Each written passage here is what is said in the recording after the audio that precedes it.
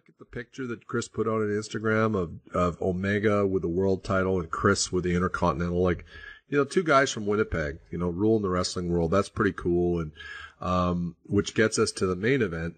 What did you think of that? Wow. I have to say, it's been said by quite a few people going into this match is that Okada and Omega might have painted themselves into a corner because throughout their feud, they have consistently raised the bar. And you think, oh my God, that was an amazing blowaway match. And then they give you another one that if it doesn't top it, it's the same level and different. And it just, this whole feud, I think has brought wrestling back to wrestling.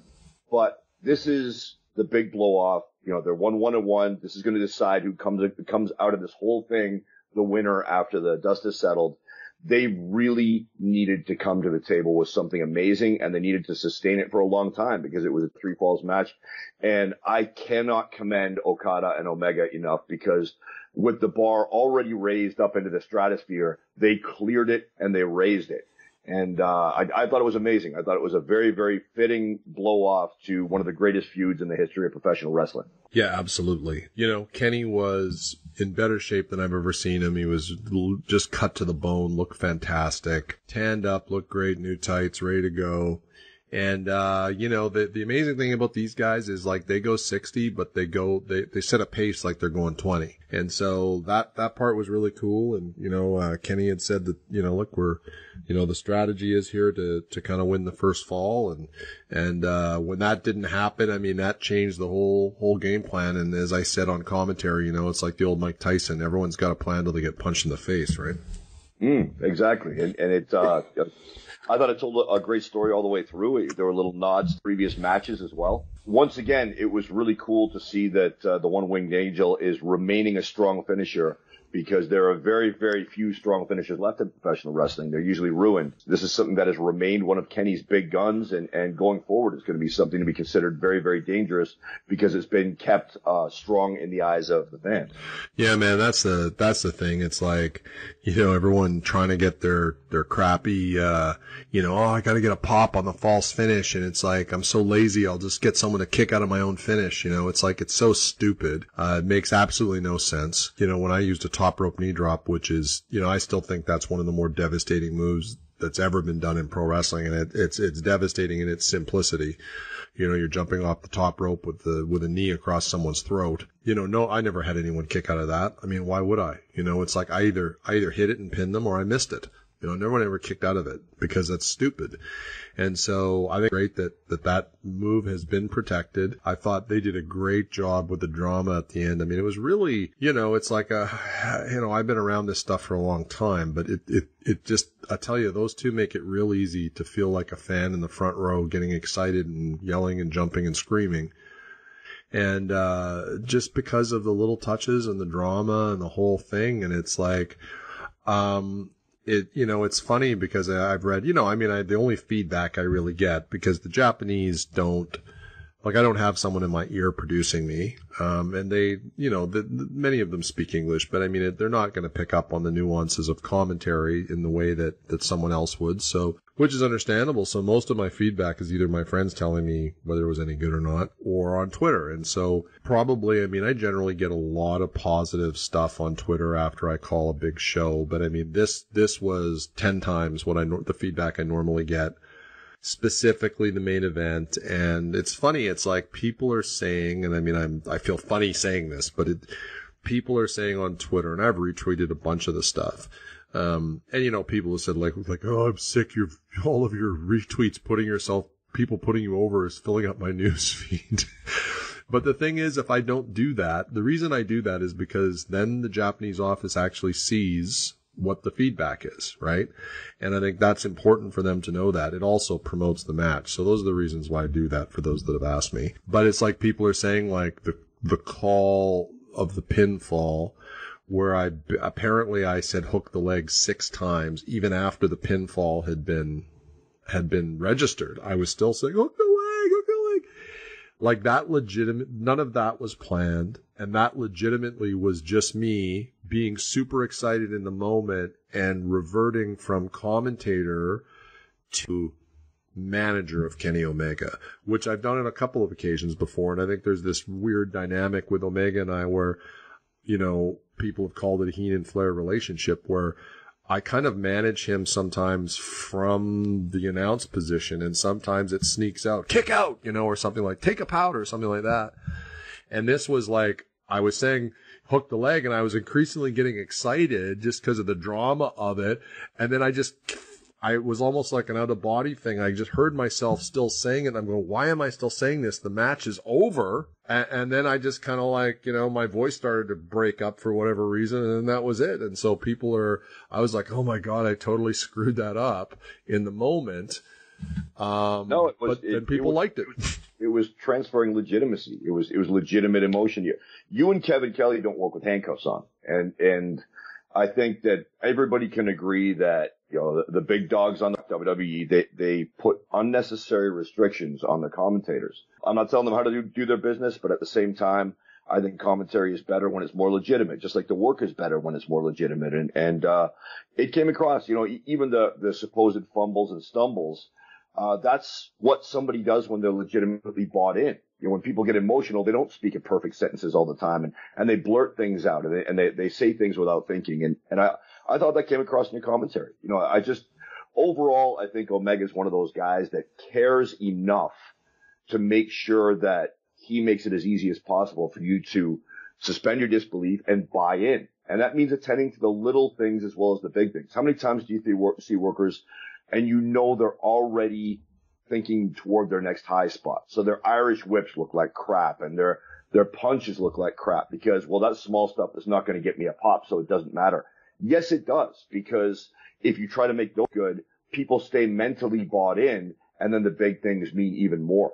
So I think the same thing about the Golden Lovers, where they'll do a lot of synchronized acrobatic tag team stuff, but it doesn't really come across to me a lot of the time as meaningless high spots for their own sake. Right. They're pretty choreographed moves, but they still feel like they're aggressive moves meant to be doing damage to the opposition. Those moves are weapons. So the little things definitely mean big things, and because they were making it a lot easier for you to generate that emotion in yourself, then it came across in your commentary. I whatever you might see as flaws in your commentary, I thought were strengths. Oh, I don't think I have any flaws in my commentary. You know what? I should have thought before speaking when I said that, because of course, yes. Well, what was I thinking? Any moment of self-awareness in a negative way coming out of Cyrus? Get out of here. Well, I mean, look, it's funny. I was talking about this the other day because I think I was talking to Brian Alvarez, and I said, well, I said, look, Brian, I said, there's no one that does what I do in the business with respect to commentary. Like, there's just no one that's even close. And he just starts laughing, and I'm laughing as I'm saying it. But I said, listen, here's the interesting thing about the wrestling business. If I didn't think that, first of all, then I think there's a problem.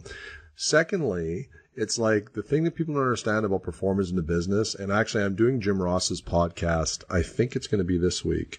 And I hope we can get into this because he's the greatest of all time as an announcer. And I think that, you know, I want to ask him about this.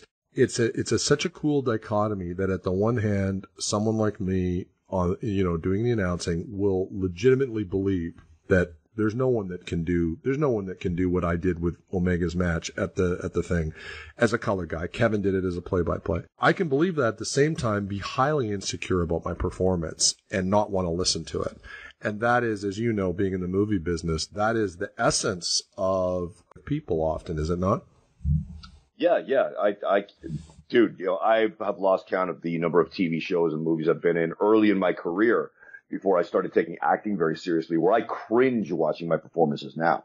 So yeah, I know exactly what you're talking about. So that part's cool, but I mean, so it was just a really neat, I mean, it was a great, I saved one of the gold streamers that came down from the ceiling. It was just a great night. And, you know, we introduced the new president, Harold May. So that's exciting, you know, kind of Western educated guy who speaks perfect English and etc.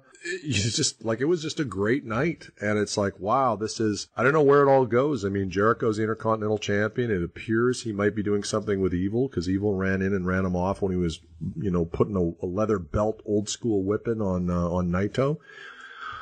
I don't know. People are wondering what's going on with Omega as well. I don't have the answers to any of these questions. I actually didn't even talk to Kenny after the show because, I was supposed to go out with Jericho, and he was doing a podcast, so we kept everyone at the building till about 11 o'clock at night, which did not make my friends in the New Japan office happy, because that meant they had to stay at the building till we were done the podcast. But it was just a great night, and I mean a historic night. I don't know how it's like, you know, I didn't think it could get any bigger for Winnipeg wrestling than the Tokyo Dome, but two guys from Winnipeg currently have the two top belts in New Japan. Who'd have thunk it? Yeah, and I'm sort of see how this shakes up the Japanese wrestlers, how it shakes up the locker room where they're concerned, because I saw a quote attributed to Kenny Omega in the aftermath of this, basically saying that the Japanese talent is now on notice.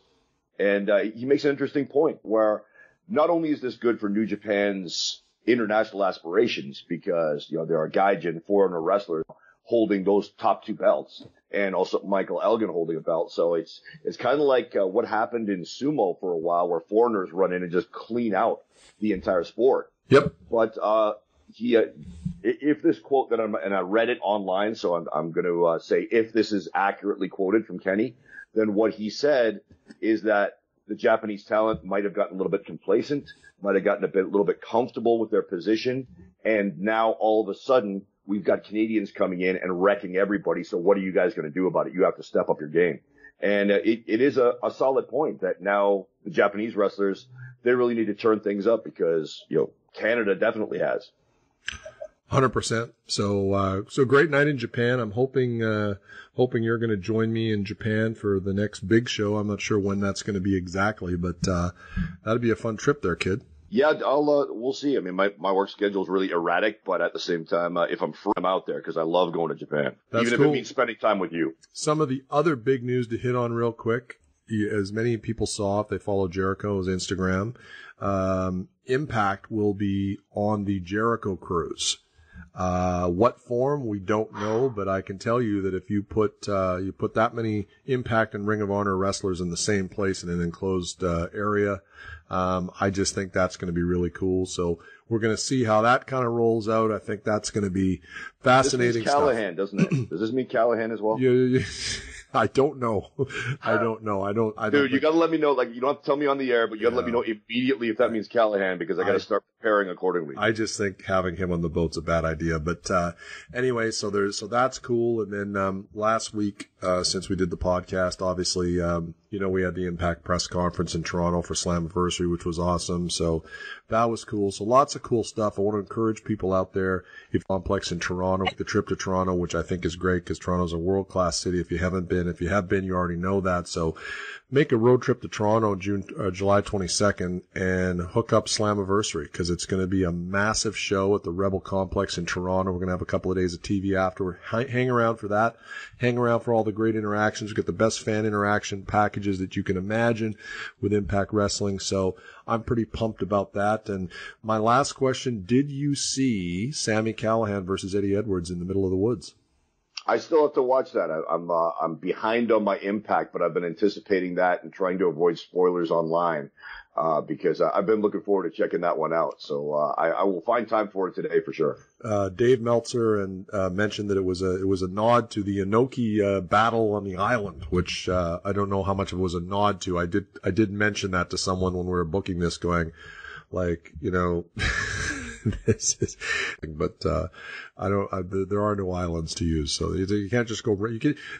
Now you'd have to rent an island. You'd have to do all the due diligence, like where before you could probably just show up on an island and have a fight, but you can't do it anymore. So, cool stuff. Anything you want to plug before we're out of here? Yeah.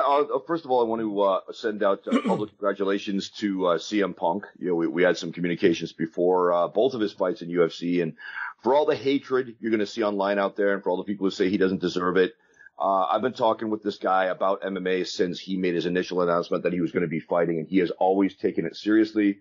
He has always respected the sport up, down, and sideways, and really come at this like a true professional fighter. And I did a very similar thing to Punk. In fact, I did it worse. I lied my way into Pancrase when it was the #1 group in the world, and I had no business being there. And I learned by fighting in the brightest spotlight in the world at the time. Punk did the same thing with a lot more hatred directed at him online, and I don't think he deserves it. So he definitely went out on his shield at UFC 225. He showed a lot of improvements. I hope he fights again on a different level show, and I hope he gets a win under his belt. So good on you, Punk. And I can also finally publicly announce that I am reprising my role as Marcus Phoenix in Gears of War 5, which was just announced at the E3 convention. We've actually been shooting for quite a while, but we had one of the strict rules of kayfabe, so I can finally publicly say that this will be my third time in the role, and it's one hell of a lot of fun. So any gamers out there, you can look forward to the Gears of War 5 release coming next year. Last but not least, of course, the When We Were Bouncers series, When We Were Bouncers 1 and 2, reprising old back in the day stories of famous pro wrestlers, MMA fighters, actors, comedians, stuntmen, stuntwomen, all talking about their days working as bouncers as they climb the ladder of success. And I would like to make a public appeal. If there are any accomplished women out there, accomplished athletes, accomplished entertainers who used to work as bouncers, I am very upset with myself that I could only find one female bouncer for the second volume. I'm working on the third, and I want to pack this with as many female bouncers as I can because they're a very valuable and unique part of any security team. So you can contact me through whenwewerebouncers.com. You can get both books through there, and you can also get them on Amazon. At Famous Bouncers on Twitter and Instagram, and you can also find my personal Twitter account at MaulerMMA. Tremendous. And I know Disco's been bad-mouthing you a lot, so we're going to have to talk about that. We're going to have to get into training, you for beating him up and me for being the third man in. Well, let's make it even. Disco should do a full 10-week fight camp, and I will sit on the couch and eat Doritos and pizza, and we should be roughly equivalent competition at the time. Yeah, I'll only have a file. Somehow I don't think that would still be equivalent.